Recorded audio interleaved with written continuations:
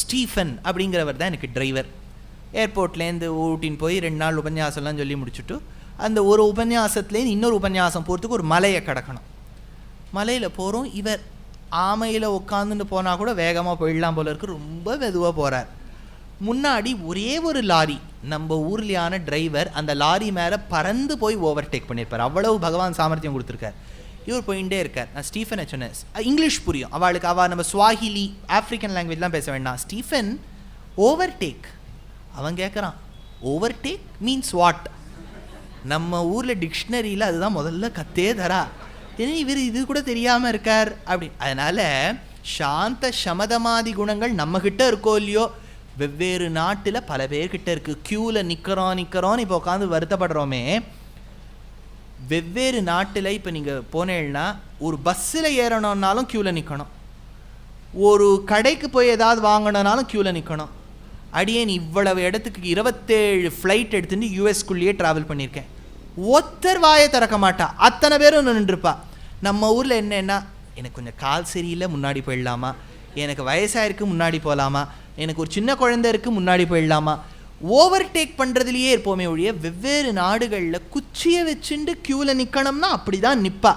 எதுக்கு நான் சொல்ல வரேன், பாரதம் நான் அடியேன்னு சொல்கிறதோ கேட்குறதோ ஒரு பக்கம் இருந்தாலும், இந்த கிரந்தங்கள் சொல்கிறவரையும் சரி கேட்குறவாளையும் சரி கேட்ட ஒரு நாளும் உன்னதனமான நிலைக்கு கொண்டு போகணுமே ஒழி எனக்கு கீழே கொண்டே போகப்படாது. இவர் சொல்கிறார், ஒரு பிராமணன் கோவப்படக்கூடாதே, ஹிம்சா பண்ணக்கூடாதே அப்படின்னு நான் கேள்விப்பட்டிருக்கேன்னு விட்டார். எப்போவுமே சாமர்த்தியம் என்ன தெரியுமா ஒரு பேச்சாளிக்கு, எது எல்லாம் சொல்லிவிட்டு இப்படி நான் கேட்டிருக்கேன் அப்படின்னு சொல்லிடணும். திருத்ராஷ்டிரன் சஞ்சயனை பார்த்து ஒரு கேள்வி கேட்டான், யார் ஜெயிப்பா, என் குழந்தைகளா பாண்டு குழந்தைகளா? தர்மக்ஷேத்ரே குருக்ஷேத்ரே சமவேதா யுயுத்சவா மாமகாஹ பாண்டவாஸ்சைவ கிம் அகுர்வத சஞ்சய கேள்வி கேட்டார். இவர் முழுக்க சொன்னார். பகவத்கீதையில் அர்ஜுனன் கேள்வி கேட்டான், பகவான் பதில் சொன்னார், விஸ்வரூபத்தை காமிச்சார், பார்த்துட்டே இருக்கணும் போல இருக்கு, பகவான் சர்வதர்மான் பரித்யஜ்ய சொன்னார், 18வது அத்தியாயத்தை முடிச்சுட்டார் அப்படின்னு சஞ்சயன் திருத்ராஷ்டிரனை பார்த்து சொல்கிறார். இந்த அஷடு ஒரு கேள்வி கேட்கறது, யார் ஜெயிப்பான்னு. விஸ்வரூபத்தையே பகவான் காமிச்சுட்டார், தெரியாதான்னு இவர் கேட்கல. இவர் சொன்னார், அது யார் ஜெயிப்பான்னு எனக்கு தெரியல திருத்ராஷ்டிரா, ஆனால் எங்கள் பாட்டி ஒரு விஷயம் சொல்லுவான்னார். உமா பாட்டி கூட உபன்யாசம் பண்ணுவா, என்ன சொல்லுவோன்னு கேட்டார், எங்கள் தனுர்தரனான விஜயனான குடாகேஷனான அர்ஜுனன் இருக்கின்றானோ, எங்கள் ஹிருஷிகேஷனாய் யோகேஸ்வரனாய் பரமாத்மாய் வாசுதேவனாய் இருக்கக்கூடிய கிருஷ்ணன் இருக்கின்றானோ, அங்கதான் வெற்றி உருவாகும்னு எங்கள் பாட்டி சொல்லி வச்சிருக்காருன்னார். எத்திர யோகேஸ்வர கிருஷ்ணா எத்திர பார்த்தோ தனுர்தரா தத்ர ஸ்ரீஹி விஜயோபூதிர் துருவானீதிர் மதிர்மம. முன்னாடி எங்கள் பெரியவாள்லாம் சொல்லி வச்சிருக்கான்னு விட்டார். இவரும் சொன்னார், முன்னாடி பெரியவா சொல்லி வச்சிருக்கார். மேலே சொன்னார், பிராமணனுக்கு இது குணம், க்ஷத்ரியனுக்கு எப்படி இருக்கணும்னார், தண்டதாரணம் உக்ரத்வம் பிரஜானாம் பரிபாலனம் ததிதம் க்ஷத்ரியஸ்யாசீத் கர்ம வைஷ்ணுணு மேருரோ. கேளு, ராஜா சாஃப்டாக இருக்கப்படாது. ராஜாவும் சாஃப்டாக இருந்தால் ஸ்கேம் எல்லாம் நடந்துகிட்டே இருக்கும், இவர் மாட்டுக்கு வாய் மூடிகிட்டே இருக்கார், என்ன பேசுறதுனே தெரியல, அப்படி இருக்கப்படாதே ராஜா. தப்பு நடந்துதானா உடனே கேள்வி கேட்கணும், முதல்ல தப்பு பண்ண விடப்படாது ஒரு ராஜா. அதனால தண்டதாரணம் உக்ரத்வம், கோபத்தோட அந்த அவர் பார்த்தா கொஞ்சம் பயம் இருக்கணும், ஆனால் பேசும்போது சென்சிபிளாக இருக்கணும். லோன்னு கத்திண்டு ஒரு ப்ரொசீடிங்ஸையும் பண்ணாமல் இருக்கிறதுக்கு என்னெல்லாம் வழின்னு தேடவே படாது 2 சபாக்கள்லையும். அதனால் எல்லாரும் யோசிச்சுட்டு ஒரு வேலையும் பார்க்கணும். ததிதம் க்ஷத்ரியஸ்யாசீத் கர்ம வைஷ்ணுணு மேருரோ. அப்போது அந்த ருருவை பார்த்து இந்த சஹஸ்திரபாத்தாய் டுண்டுபனாய் இருந்த கந்தர்வன் சொல்கிறான், ஒரு பிராமணனுக்கு கோபம் வரப்படாது, பிராமணன் ஹிம்சையில் ஈடுபடக்கூடாது, பிராமணன் எப்படி இருக்கணும், பிராமணன் எப்படி இருக்கக்கூடாது அப்படிங்கிறதுக்கு ஒரு எடுத்துக்காட்டு சொல்கிறேன்னர், எக்ஸாம்பிள் சொல்கிறேன்னர். ருரு கேட்குறான், யார் இருக்கா? அப்போ அவர் சொல்கிறார், ஆஸ்திகர்னு ஒரு ரிஷி இருந்தார், அவர் ஒரு பிராமணர், அஹிம்சா முறையில் தான் போவார், தர்மத்தை பரிபாலனம் பண்ணுவர், சாந்த சமதமாதி குணங்களோடு கூடியவர், அவரை மாதிரி இருக்கணும். யாரு மாதிரி இருக்கக்கூடாது? எவன் ஒருவன் ஜனமேஜயனை சர்ப்பசத்திரம்ங்கிற யாகம் பண்ணுறதுக்கு தூண்ட வச்சானோ, உத்தங்கன்கிற பிராமணன் மாதிரி இருக்கக்கூடாது, பழிவாங்கிற எண்ணம் வந்துடுத்தபடியால் தான் அவனால் சர்ப்பசத்திரத்தை பண்ண வச்சான் அப்படின்னு சொல்ல ஆரம்பிக்கிறார். இதாயிடுத்தா? இப்போ இது ஒரு பிட்டு.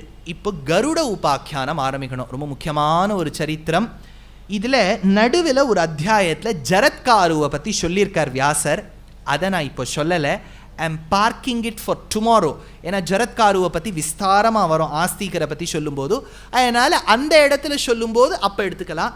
இப்போ நம்ம நேர கருட உபாக்கியானத்துக்குள்ளே போகலாம். பிரஜாபதி, பிரஜாபதிங்கிறது அந்த காலத்தில் கொடுக்குற ஒரு பட்டப்பெயர். அதில் பார்த்தேன்னா கஷ்யப பிரஜாபதி அப்படின்னு பேர். பஷ்யக கஷ்யபோ பவதி அப்படின்னு அருணத்தில் வருது. ஏன் பஷ்யகன்னு பேர்? பஷ்ய பார்ப்பது, பஷ்யதி பார்க்கிறான், சஹ பஷ்யதி அவன் பார்க்கிறான், சா பஷ்யதி அவள் பார்க்கிறாள், துவம் பஷ்யசி நீ பார்க்கிறாய், அகம் பஷ்யாமி நான் பார்க்கிறேன். தாது மூல வார்த்தை பஷ்ய. பஷ்யக எவன் ஒருவன் எல்லாவற்றையும் பார்க்க தெரிஞ்சவனோ, the one who had the art of seeing and foreseeing. foreseeingனா ப்ரெடிக்ட் பண்ணுற மாதிரி பார்க்கறது. பெரியவாள்லாம் சொல்லுவா பாருங்க, எனக்கு என்னமோ தோன்றது இந்த குழந்தை பெரிய ஆளாக வரும்னு தோன்றது, அது ஃபோர்சீயிங்னு அர்த்தம். அதே மாதிரி ஃபோர்சி யார் பண்ணுறாளோ அவருக்கு பஷ்யக அப்படின்னு பேர் வந்திருக்கணும். ஆனால் சம்ஸ்கிருதத்தில் ஒரு வேர்பை வச்சு ஒரு நவுன் வந்து தானே வேர்டை ரிவர்ஸ் பண்ணணும். வேர்பு பஷ்ய டு சி, வேர்பை வச்சு நவுன் வந்திருக்கு பஷ்யக, அப்போ ரிவர்ஸ் பண்ணுங்கோ கஷ்யப்பன் ஆயிடும். அதனால் இவருக்கு கஷ்யப்பன்னு பேர் அப்படிங்கிறார். அதனால தான் ரொம்ப வேதத்தை அத்தியனம் பண்ணி கனபாட்டியாக இருந்து வேத பாஷ்யங்கள்லாம் வாசித்து ஒழுங்காக வாழ்க்கையை நடத்தினா அப்பேற்பட்டவருக்கு என்ன நடக்க போகிறதுன்னு தெரியுமா. அதனால் ஒரு அந்தணனுக்கு பார்ப்பவன் பார்ப்பான் அப்படின்னு பேர். நீங்கள் தமிழில் ஒரு வார்த்தை கேள்விப்பட்டிருக்கா பார்ப்பான்னு? ஏன்னா பார்ப்பவன் பஷ்யகன் கஷ்யப்பன், அதனால் அவருக்கு பேர். இந்த கஷ்யப பிரஜாபதிக்கு பல பத்னிகள். ஏதாவது ஒரு புராணம் சொன்னால் கஷ்யப பிரஜாபதிக்கிட்டே ஆரம்பித்தா அந்தந்த கதையில் ஒரு ஒரு பத்னி அமைஞ்சிருவோம். இங்கே ஒரு செட்டு, நம்ம ஒரு செட்டு அதிதி திதி, அது இப்போ பார்க்க வேண்டாம். இப்போ ஒரு செட்டு கத்ரு வினதா அப்படின்னு ஒரு தம்பதி. கத்ருவானவள் வீட்டுக்காரர்கிட்ட போய் சொன்னா, எனக்கு குழந்தைகள் வேணும், குவாலிட்டியோடு இருக்கணுமா குவான்டிட்டியோடு இருக்கணுமான்னு கேட்டார். குவான்டிட்டி தான் எனக்கு வேணும் அப்படின்னார். இப்போ நீங்கள் ஸ்வர்ண கடைக்கு போனேன்னா ரொம்ப வசதியாக ஒரே ஒரு வளையல் ஒத்த வளையல் வச்சுருப்பான், அது கேட்டால் 1,00,000. பாத்திர கடைக்கு போங்கோ, அதே 1,00,000க்கு கடையே வச்சுருப்பான், அத்தனை முழுக்க பாத்திரம் இருக்கான். அவள் சொன்னால் எனக்கு பாத்திரங்கள் தேவையில்லையேன்னா. அதனால் நல்ல பாத்திரத்தோடு இருக்கோ இல்லையோ அந்த பாத்திரபூதர்களாய் 1000 கருப்பு பாம்புகள் இவளுக்கு பிறக்க போகிறா. அடுத்தது வினதா வரா. வினதா கிட்ட கேட்குறா. அவள் சொன்னா கவர்மெண்ட் ப்ரோக்ராம், நாம் இருவர் நமக்கு இருவர், 2 பேர் இருந்தால் போகிறோம், குவாலிட்டி தான் எனக்கு வேணும்னுட்டா. 2 முட்டையை கொடுத்தார். இப்போ ஒரு பெரிய கேள்வி, இந்த கதையை நீங்கள் கேட்டுருக்கேள், ரொம்ப பக்தி பூர்வமாக கேட்டுருக்கேள். இந்த கதையை கேட்டுவிட்டு நீங்கள் உங்கள் பேரனுக்கு சொல்கிறேன்னு வச்சுக்கோங்க, பாட்டி he is a human being, she is a human being, how can they give rice to முட்டை அப்படின்னு கேட்கும். நீங்கள் அப்போ என்ன சொல்வேள்? அதுதான் கஷ்டங்க. இதெல்லாம் பகவான் பற்றி கேள்வி கேட்கப்படாது அப்படின்பே. அப்போ அதுக்கு நம்பிக்கையே போயிடும், பாட்டிக்கு இவ்வளோ தான் தெரியும் போல இருக்குது அப்படின்னு விட்டு போயிடும். இன்னொரு கஷ்டம்னா அந்த காலத்தில் கம்யூனிகேஷன் எப்படின்னு நம்ம பார்க்கணும். இப்போ நம்ம சொல்கிறோம் இல்லையா, ஒரு யானை வந்து ஆதி மூலமே ஆதி பீஜாய ஆதி காரணாயன்னு கத்தித்து. இது 2 விதம். யானை அந்த காலத்தில் ஒருவேளை பேசுகிற சாமர்த்தியம் இருந்து யானை பேசியிருக்கலாம் ஒன்றும், இல்லாட்டா யானை எப்படி கத்துமோ அந்த மாதிரி கத்தியிருக்கோம். அந்த கத்தல் பகவானுக்கு ஸ்லோகமாக விழுந்திருக்கும். நான் சொல்கிறது புரியுறதா? பல பேர் ஆற்றுக்கு போனேன்னா நாய் இருக்கும், அந்த நாய் வந்து அப்படி ஓரமாக வந்து உட்காந்துக்கும், பசிக்குது அவனுக்கு அப்படி, அது சொல்லியிருக்காது. அதை பார்த்தா இவாளுக்கு தெரியுது. அப்படின்னா communication can happen even with gestures இல்லையா. ஆடியன்ஸை பார்த்து நாங்கள்லாம் உபன்யாசம் பண்ணுறோம். இப்போ பண்ணும்போது சில பேர் கொஞ்ச நாள் எப்பாடி என்ன ஆகிடும்னா அப்படின்னா போர் அடிக்கிறதுன்னு அர்த்தம் அவளுக்கு. உடனே நம்ம கொஞ்சம் மாற்றிக்கணும் விஷயத்தை. நாம் ஆடுக்கு சொல்லிகிட்டே போனேன்னு வச்சுக்கோங்க, அது நல்லா இல்லை. ஒரு எப்போவுமே மேடைன்னு வந்துவிட்டா it is a 2-way communication, 1-way இல்லை. உங்களை பார்த்து நான் அதுக்கு சமய நிக்கித கூமாட்டலடேனே அப்பதான் சாதிஞ்சனே ஓ மனசதிஞ்சனே ஓ மன சாதிஞ்சனே அப்படின்னு சமயத்துக்கு ஏற்ற மாதிரி பேசிக்க கற்றுக்கணும். எதுக்கு இது நான் சொல்ல வந்தேன்னா, இந்த இடத்துல பாருங்கோ, வினதாவானவள் சொல்கிறா 2 முட்டை எனக்கு வருங்கிறா. எப்படி அதை ஒத்துக்கிறதுன்னு கேட்டால், அந்த காலத்தில் ஒருவேளை ரிஷிகள் தங்களுடைய சக்தியால் பத்னிகளோடு கூடுற சமயத்தில் பக்ஷிகளாக மாறி இருக்கலாம். they had the power to take the disguise இல்லையா? ஒன்றுமே இல்லை, சுலபமாக ஒரு விஷயம் சொல்கிறேன். இது எங்கள் ஆச்சாரியன் எனக்கு சொல்லி வச்சுருக்கார். இதை கேட்டேன்னா உங்களுக்கு புரியும். நான் இதை உபன்யாசத்துலேயும் சொல்லியிருக்கேன். உங்கள் குழாயில் போய் பாருங்கோ, யூடியூப்பில் போய் பாருங்கோ, அது தெரியும். என்னென்னா, ஸ்ரீமத் ராமாயணத்தில் ஒரு கட்டம், சீதா பிராட்டி இதை ஹனுமார்கிட்ட சொல்கிறா, ஹனுமான் நீ ராமரை போய் பார்த்து சொல்லு, ஒரு வாட்டி மந்தாகினி நதிக்கரையில் சித்திரக்கூட்டத்தில் எம்மடியில் அவர் படுத்துன்னு இருக்கும்போது இந்திரனின் பிள்ளை காக்கா வந்து என்ன கொத்தித்து மாம்சபக்ஷேன, என் மாம்சத்தில் ஆசைப்பட்டு ரத்தம் பீரிட்டு வந்தது. அப்போ தான் பகவான் வந்து த்ரீன்லோகான் தர்பாஸ்தரணன்னு தர்பத்தை போடுறார். த்ரீன்லோகான் சம்பரிக்கிரமிய தமேவ சரணம் கதஹான்னு எங்கள் ஆத்துக்காரர் திருவடியில் வந்து விழ ஒரு கண்ணை எடுத்தான். அதனால் சித்திரகூட திருப்ப சிறுக்காக்கை முறை தீண்டன் ஆழ்வார் சொன்னபோது அத்திரமே அதன் கண்ணை அறுத்ததும் ஓர் அடையாளம்ங்கிறார். கண்ணை எடுத்துட்டார்னர். இவ்வளவுதான் சொல்லியிருக்கார். இப்போ இந்த காக்கா யாரு? ஜெயந்தன்னு சில பேர் சொல்கிறா. அது இல்லை, இந்திரனின் பிள்ளைன்னு இருக்கு. வாசவனான இந்திரனின் பிள்ளைன்னு இருக்கு. இந்திரனுக்கு எப்படி காக்கா பிறக்கும் இல்லையா? இதுக்கு எங்கள் ஆச்சாரியன் ஒரு பதில் சொல்லியிருக்கார். என்னன்னு பூரணமாக கவனிங்கோ. ஒரு வாட்டி இந்திரன் என்ன பண்ணியிருக்கான், தன்னுடைய பத்னியான இந்திராணியோட உபவனத்துக்கு போயிருக்கான். ஒரு சாயங்காலம் 5:45 6 மணி. அந்த சமயத்தில் ஒரு ஆண் காக்காவும் பெண் காக்காவும் கூடுவதை பார்க்குறான். இவனுக்கு ஆசை வந்துடுது. இந்திராணி சொல்கிறா, இந்த சமயம் சரியல்லவே, சாயங்கால வேலை சரியில்லவே. அப்போ அவன் என்ன சொல்கிறான், நம்ம காக்கா உருவம் தரிச்சுக்கலாம்னு இந்திராணியும் காக்காவாய் மாற, இவனும் ஆண் காக்காவாய் மாற, அந்த பெண் காக்காவான இந்திராணி ஒரு ஒரு ஒரு முட்டையை இடுறா. அந்த முட்டையிலேருந்து ஒரு குட்டி வந்திருக்கா, குட்டி காக்கா. அந்த குட்டி காக்கா தான் இந்த இந்திரனுடைய குழந்தை. இந்த குட்டி காக்காவுக்கு ரூம் நம்பர் அலாட் பண்ணியிருக்கான் இந்திரன் 101. அந்த ரூமுக்கு அட்டாச்சாக ஒரு பால்கனி இருக்கு. என்னன்னா, இந்த balcony is connected to the balcony of 102. புரியுறதா? இப்போ 102ல் யாரோ வரணும். அது யாருன்னா, அயோத்தியா காண்டத்தில் ராமர் காட்டுக்கு போயிட்டார்ன்ற செய்தியை கேட்டு கோசலையின் மடியில் உயிரை விட்ட தசரதன். தசரதன் ஸ்வர்காரோகணம் தானே பண்ணான், ஸ்வர்கத்துக்கு வந்துட்டான். இந்திரன் உடனே 102 அலாட் பண்ணிவிட்டான். இப்போது கார்த்தால் தசரதர் வேலையெல்லாம் முடிச்சுட்டு டீயை குடிக்கலாம்ங்கிறதுக்காக பால்கனி போகிறார். காக்காவும் பால்கனிக்கு வருது. 2 பேரும் பேசிக்கிறா. அப்போ இந்த தசரதர் சொல்கிறார், நான் ராஜா தசரதனாக இருந்தேன் பூலோகத்தில், எனக்கு பத்னிமார்கள் பிள்ளைமார்கள் மனாட்டு பெண்ணு சீதைன்னு இருந்தால் லோக அழகி, அவ்வளவு படித்தவோ அவ்வளவு ஞானஸ்தி. ஆனால் வீட்டுக்கு எப்படி இருக்கணுமோ அப்படி இருந்தால் நல்ல மாட்டு பொண்ணும் ரொம்ப அழகாக இருப்போன்னு சொல்லிட்டானா. இந்த தசரதர் சொல்கிறது இந்த இந்திரனின் பிள்ளை காக்கா கேட்டிருக்கு. சீதையின் அழகின் வர்ணனையை கேட்டு தான் அது பூலோகத்துக்கு சித்திரக்கூட்டத்தில் வந்திருக்கு.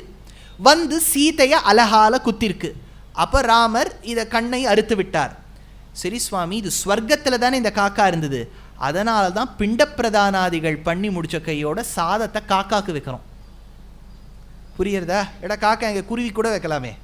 காக்காக்கு ஏன் வைக்கிறோன்னா, தசரதரோடு இங்கே ஃப்ரெண்ட்ஷிப்பில் இருந்ததுனாலேன்னு எங்கள் ஆச்சாரியன் ஒரு பாஷ்யத்தில் எடுத்திருக்கார். எதுக்கு நான் இது சொல்ல வந்தேன்னா, Namaskaram.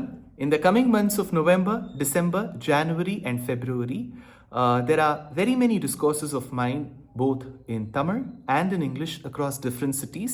The details of them have been posted on all my social media handles. Nevertheless, once more, for your attention and for your sake, I would like to read out very quickly. On the 1st of November, I have a keynote address at the Western Ghats Lit Fest. And in the evening, I've got a lecture on Bhajagovindam for Mahaperiva group at Mayflower Shakti Gardens. On the 2nd of November, I'm very delighted to be performing Sangeeta Katha Nrityam with Sangeetam Vidwan Aditya Madhavan, dance by Shruti Priya Vignesh, and the topic is Bhajagovindam, where I will be speaking at Naradagana Sabha. On the 15th of November, I will be giving a lecture on the lives and the works of Alvars for Bharati Vidya Bhavan in Bangalore. On the 29th of November, there is a mega event where I will be speaking on the 6 witnesses with 4 great musicians, Surya Gayatri, Spurti Rao, Vishruti and Swaratmika, with the dance by Smriti Sudhakar at the Music Academy. 30th of November, I will be speaking on Guru Guhananda in English, the contributions made by Mudduswami Dikshita at the Bengaluru Gayana Samaja. On the 5th of December at Hosur, Dasappa Kalyana Mantapam, I'll be talking on Bhajagovindam. On the 6th of December at Sri Yadugiri Yadiraja Matha in Malleshwaram, Bangalore on Sri Krishna Leela. On the 10th of December for Margari Maha Utsavam, the topic will be Pasurappadi Ramayanam with Anahita and Apurva. 11th of December at Bharati Vidya Bhavan, Ramanuja Charitram, a Harikatha with Anahita and Apurva. On the 12th of December, it's a closed door event for the Rotary Club of Madras East. 13th of December with Kiran and Nivi, it's a Harikatha on Kulashekar Alvar Vaibhavam at RK Convention Center in Mylapore. 14th of December, Shastra Satsang Vadapalani. Being the Narayaniyam day, it's a special lecture on Narayaniyam Enum Wonder. And 15th December at Sri Shankara Vidyashramam, conducted by Karnataka and Thiruvanmayur, it will be a Harikatha with Anahita and Apurva on Attigiri Varadar Vandar. And 16th of December at Bharatiya Vidya Bhavan for Karthik Fine Arts, it is Harikatha on Annamaya Charitram with Swaratmika. 17th of December at Shastra Satsang again, Vedanta Deshika Charitram Harikatha with Rangan Brothers from Melbourne. On the 18th of December at Bharat Kalachar, it's a Harikatha on Periyalvarum, Andalum with Rangan Brothers yet again at TP Road. 19th of December in the morning, Ramanuja Millennium Auditorium for Charsur Arts. We will be doing a Harikatha with Anahita and Apurva on Rama Bhaktiyum Vibhaktiyum. Followed by that, on the 19th of December at Karnataka Sangha School for Anusham Arts Academy, it will be a Harikatha on Ramanatakam of Arunachala Kavi with Swaratmika. And on the 20th of December in the morning for Parthasarathi Swami Sabha at Vidya Bharati Kalyana Mantapam, it will be a Upanyasam on Shatpadiyum, Saptapadiyum. And 20th of December evening, Naradagana Sabha, it is a beautiful Harikatha on Nari Shakti, Stri Shakti with Anahita and Apurva. 21st of December in the morning for Sharanalayam, Mahaperiyava Sharanalayam in Nanganallur, there will be a lecture on Shatpadiyum and Saptapadiyum. In the afternoon, it is an interview at the Tamil Virtual Academy Auditorium at Koturpuram on the Alvars. And then on 21st of December evening at Shoringanallur at Umadri Mahal, it will be a topic called Kamban Yenum Ramabhaktan. The same topic, Kamban Yenum Ramabhaktan, I will be speaking on the 22nd of December at Tirunelveli for Nellai Sangeeta Sabha. 23rd of December at Shivakasi for Vairam Meera Convention Center. On the 24th of December for Setupati School in Madurai, the same topic.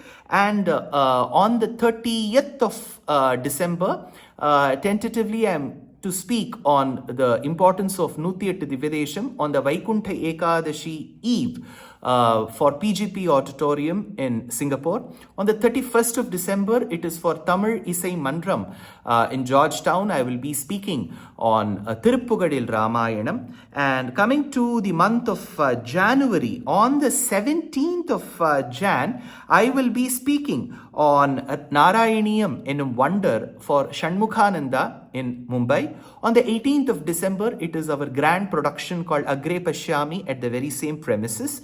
On 1st of February, I am to participate and speak at the Jain University Summit in Kochi. And 13th of February, it will be a special lecture for Shivaratri for Odakattur Mutt, which will be organized by Ramakrishna Bhajana Sabha. On the 22nd of February, for the first time, I am going to be a part of Mayuram Bhajanotsavam in the very, very famous and very close to heart Mayavaram. So that is the program for now. I know it's too many programs. All this has been put in the form of poster.